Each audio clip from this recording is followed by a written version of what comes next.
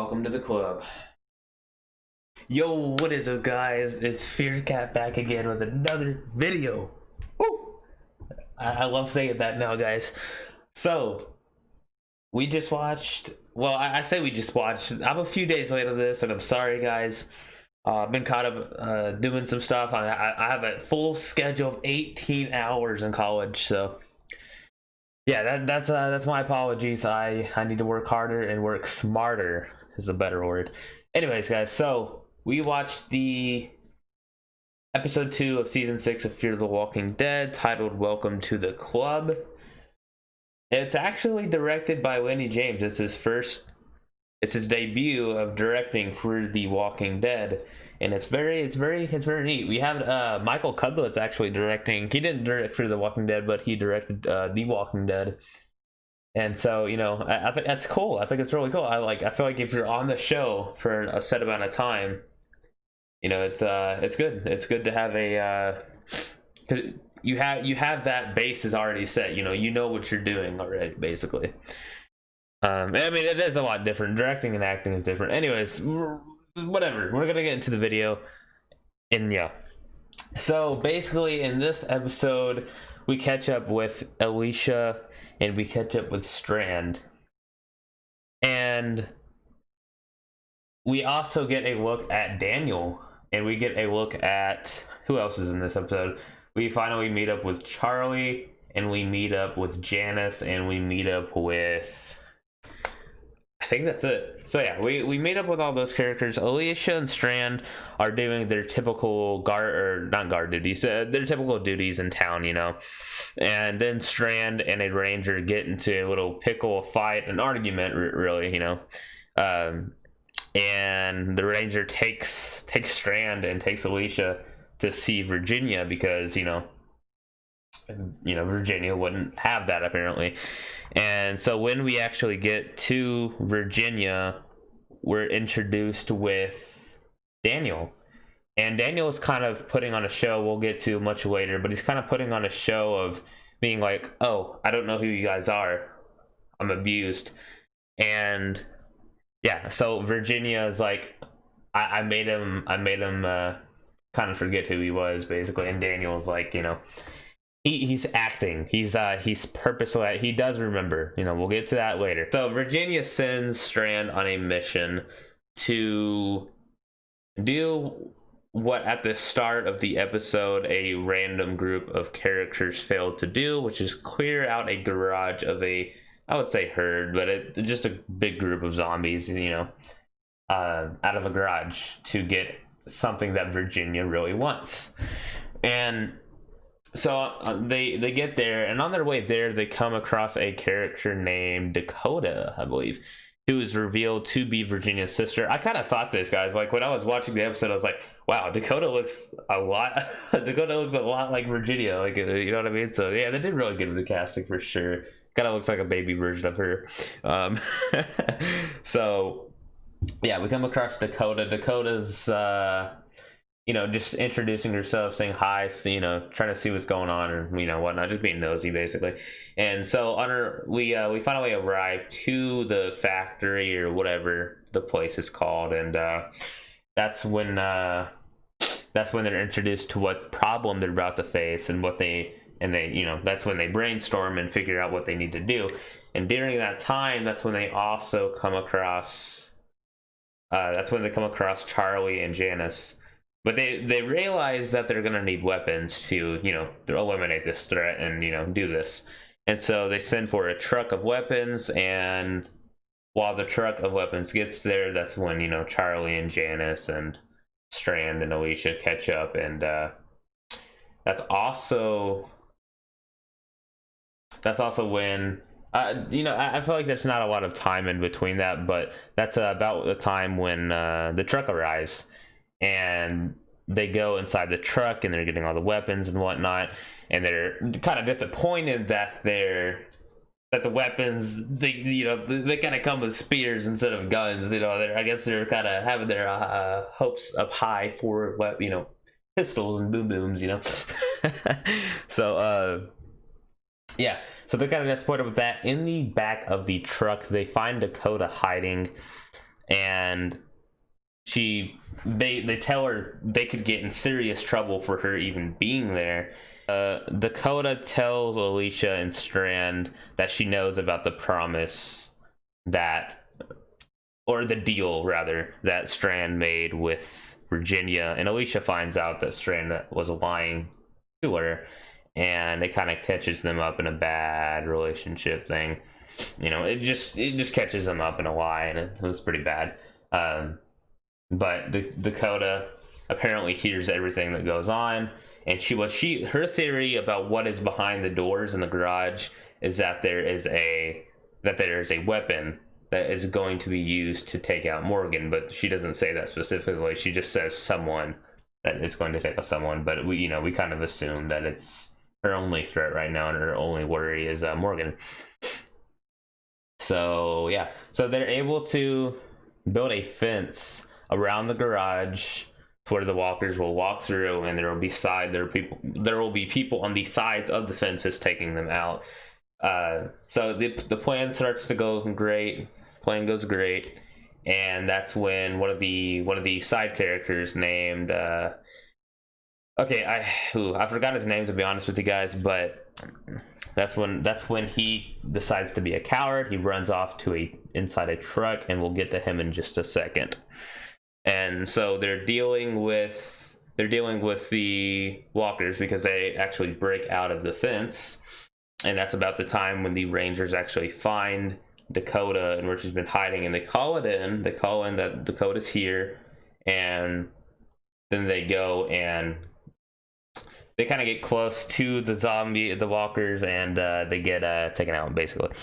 I know, lucky for our group, lucky for Strand and Alicia and whatnot. Charlie gets caught up. Charlie actually gets caught up. She almost gets bit. The whole plan is going to shit, and it's a hellhole, guys. And so Strand finally tells Dakota to run to the truck where the character went, and Strand decides to take matters into his own hands and actually pull a Shane from The Walking Dead. So what he does is really messed up, and it kind of reveals what his character is going through mentally and why he's kind of a piece of shit character. You know what I mean? Piece of shit. Not. He's a good character, but he's dealing with morals, And so he decides to pull the dude out and stab him and attract the walkers away from the fence because there are so many. And it's just kind of rough, but it is what he does. So, and he never tells anybody about that, by the way. He just says that, he tripped and fell and they came and got him, and he never reveals that. So I guess that's another lie. He never reveals that was what happened to him. So Strand never reveals that. So moving forward, we finally get inside of the garage. We're able to take out the threat. We're able to take out the walkers, and we go inside the garage. And at that time, guys, there's nothing in there. They've done that, and then they realize, oh shit, we just got baited. Like, what are we doing? You know what I mean? So yeah, it turns out they actually got baited, and that it was a test all along. Virginia catches up, and Virginia and her Rangers catches up, and Virginia. Strand actually says, if you're gonna punish anybody, punish me, because I led all of these people here. I told them all to help me. And she said, why would I punish you? It was a test. She was testing Strand to actually. She was sending people to look for, whoever managed to do this, right? She was going to promote to an army type leader. So yeah, Strand passed. He stood up. He made the decisions. He made the calls, and now Virginia wants to make him the head of an army, of a militia. And Strand says okay, and basically, and Virginia's she says you can keep anyone you want. You can have anyone in your group that you want to. If you want. If you want to kick some people out, if you want to add some people, it's all up to you. You're the commander-in-chief now. So, you know, whoever you want in your ranks, that's up to you. So yeah, so anyways, they get to town, all that's finished, it's all settled. They get to town, and we see that a lot of people are getting even more separated now.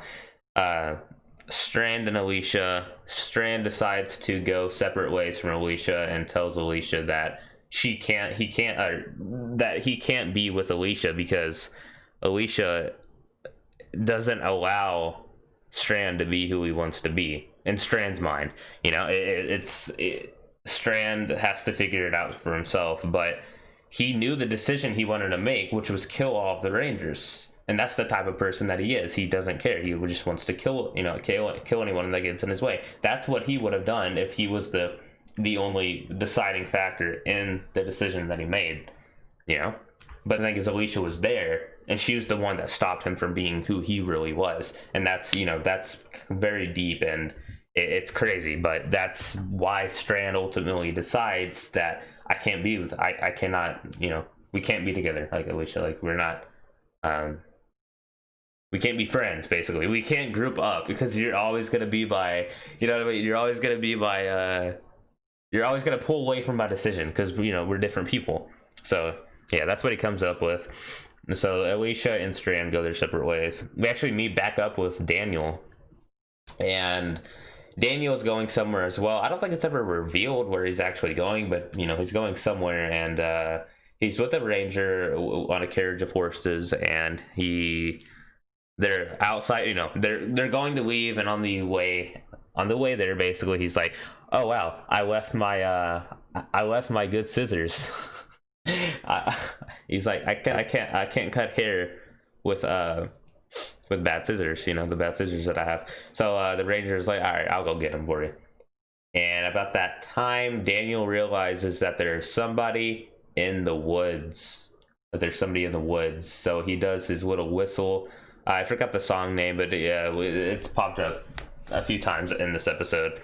But he decides to do his whistle, and we hear back the exact same whistle. So that's how Daniel knows that it was a friendly.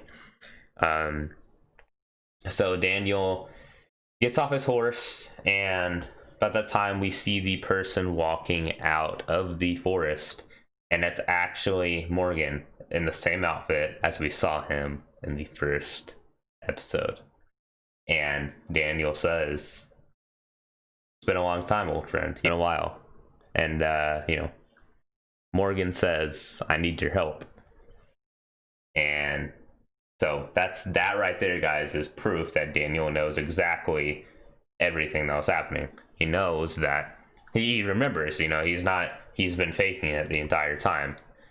But it's been good. It's very good because it shows to Virginia that he's falling in line, which really he's not. He's just he's waiting for a way out, you know. So yeah. So that's kind of like the recap. I thought it was a great episode, guys. I mean, I think I think so far, I mean, it's only been 2 episodes, but I think we've gotten a really, like a great and amazing, I would even go as far as to say an amazing episode in the first episode. And then in this episode, I would give it a 7.5 out of 10. I think it's a between good and great episode, you know. It's been, this season, it's only been 2 episodes, but I'm hoping to keep it up. But the consistency has been good. I've liked it. It's been a great season so far. If it keeps on this pace, it'll be one of the best seasons, easily. So yeah. So what are some of the issues I have with the episode, though? So some of the issues, for one, so it's said that when they're at the scene with at the garage, you know, trying to clear out the walkers from the garage, they say that it's like there's like 7 or 9 or 8 or a large number of rangers on duty, right? So when those 2 rangers come in, right, and you know, find out that Dakota is there, and they call it in, we never see any more rangers until the end of the, well, not right until the end where Virginia comes up with the rangers. But if there's that many on duty in that specific area, where are they? Why did they run? Because there's literally people getting torn to shreds, people screaming, people dying, you know. And even the call in, like I said, they called it in and nobody came. So I feel like that was kind of a plot hole, if you will. I'll also bring up, okay, this is more of a visual thing, but the way Janice and Alicia are holding the guns when they're firing at the walkers that are being diverted by Strand. Guys, that's not how you hold a gun. Maybe I'm wrong, guys, but the way I'll see if I can find a photo of it and post it right here. If I can't, that's, you know, just go back and watch the episode.